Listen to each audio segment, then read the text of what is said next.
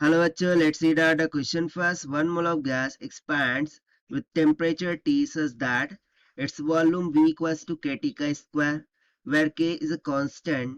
If the temperature of gas changes by 60 degrees Celsius, then find the work done by the gas while given R equals 25/3 joule per mole Kelvin.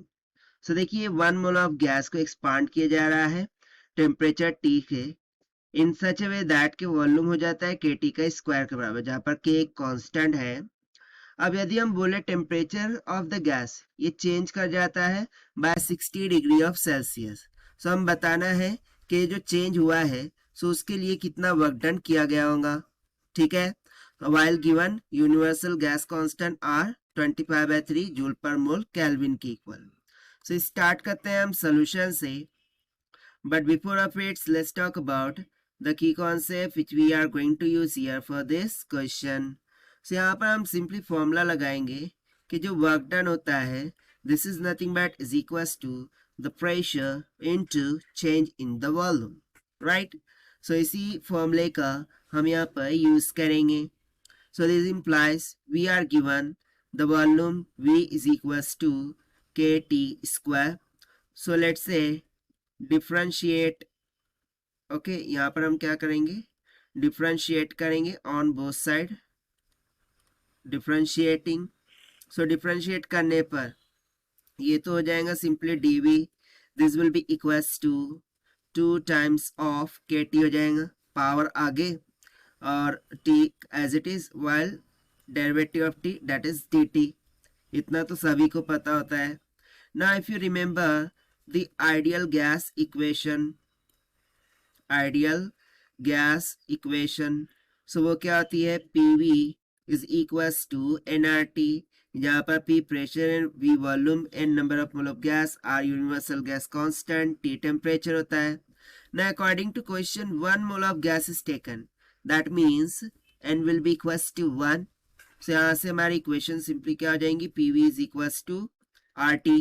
मुझे find out करना है pressure का मान, so P will be equals to RT by V हो जाएगा। अब इसे हम मान लेते हैं इक्वेशन नंबर 2 और इसको आप दे दीजिएगा इक्वेशन 1। तो देखिए हमें क्या फाइंड करना था वर्क डन। सो अब हम कंसेप्चुअल फॉर्मूला लगाएंगे कि work done is equals to pressure into change in volume होता है। सो यहाँ से dW will be equals to pressure from equation 2 it will be RT by V into dV कितना आया था 2 टाइम्स ऑफ KT dt के equal. So अब हम क्या करेंगे यहाँ से V का वैल्यू सब्स्टिट्यूट करेंगे और इंटीग्रेशन ऑन बोथ साइड कर देंगे from 0 to W that is dW, this will be equals to. तो देखिए यहाँ पर क्या आ जाएगा integration of, and now limits यहाँ कहाँ से कहाँ तक रहेंगी 0 टू कितने तक टेम्परेचर बढ़ रहा है 60 डिग्री सेल्सियस तक, तो हो जाएगा 60 डिग्री सेल्सियस तक। और यहाँ पर क्या आ जाएगा RT डिवाइडेड बाय V कितना गिवन था हमें KT का square into 2 times of KT dt। सो देखिए KT से KT कैंसिल, 8T बच रहा है, सो उस T से ये ऊपर वाले से कैंसिल, ठीक है ना। सो यहाँ से देखिए R तो कांस्टेंट है उसको हम निकाल लेंगे बाहर, 2 भी क्या है कांस्टेंट वो भी कर गया बाहर। सो इंटीग्रेशन ऑफ 1 dt कितना आ जाएगा T and the limits will go from 0 to 60, और इधर तो हमें directly W minus 0 will comes out W, right. So जब हम वैल्यू सब्स्टिट्यूट करेंगे सो यहाँ से W will comes out to be 60 minus 0 60, 60 into 2 कितना हो गया 120, यानी कि वर्क डन कितना निकल के आ गया 120 टाइम्स ऑफ R के इक्वल। और देखिए हमें इन टर्म्स ऑफ R ही पूछा था, अब इसके लिए यहाँ पर वैल्यूज गिवन है, सो हम वैल्यू सब्स्टिट्यूट भी कर सकते हैं R की, दैट इज 120 इंटू R की वैल्यू 25/3, 3 4 12 4 25 यानी कि 100, यानी कि कितना आ रहा है 1000 जूल के इक्वल, ठीक है।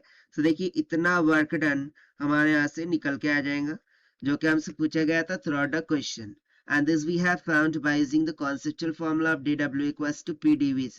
So this is the required solution. I hope you understood well. Best of luck. Thank you.